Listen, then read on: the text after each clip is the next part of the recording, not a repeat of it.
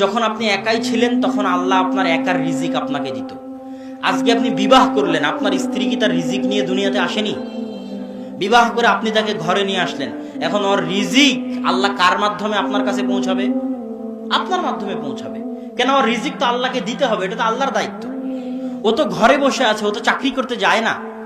শত শত স্ত্রী, হাজারো লাখো স্ত্রী আছে যারা যায় না কি করতে? চাকরি করতে যায় না, বাড়িতে কাজ করতেছে, সন্তান সন্ততি লালন পালন করতেছে। সে কি রিজিক নিয়ে আসেনি? তার রিজিক আল্লাহ কার হাত দিয়ে দিবে? আপনার হাত দিয়ে দিবে। আজকে একটা সন্তান হলো, সে কি রিজিক নিয়ে আসেনি? ওই সন্তানের ভাগ্যে যদি গোস্ত খাওয়া লেখা থাকে, তো ওই গোস্ত খাওয়ার টাকা আল্লাহ কার হাত দিয়ে দিবে? আপনার হাত দিয়ে দিবে। ওর ভাগ্যে যদি ভালো পোশাক আশাক লেখা থাকে, তো ওই ভালো পোশাক আশাকের টাকা আল্লাহ কার হাত দিয়ে দিবে? আপনার হাত দিয়ে দিবে। তাহলে আগে যখন আপনি একাই ছিলেন তখন আপনার একার রিজিক আপনার কাছে আসতো। স্ত্রী আসলো, স্ত্রীর রিজিক যোগ হলো, স্ত্রীর রিজিক আপনার কাছে আসে। সন্তান যোগ হলো, সন্তানের রিজিক আল্লাহ আপনার কাছে পাঠায়।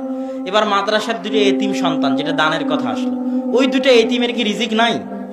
রিজিক আছে। ওই দুটো এতিমের রিজিকের দায়িত্ব যদি আপনি বহন করেন, তো ওই দুটো এতিমের রিজিকের টাকা আল্লাহ কার হাত দিয়ে দিবে? আপনার হাত দিয়ে দিবে। এটা কার দায়িত্ব? আল্লাহর দায়িত্ব। আপনি পৃথিবীর যত মানুষের রিজিকের দায়িত্ব উঠাবেন, তত মানুষের রিজিকের ব্যবস্থা আল্লাহ আপনার হাত দিয়ে করে দিবে।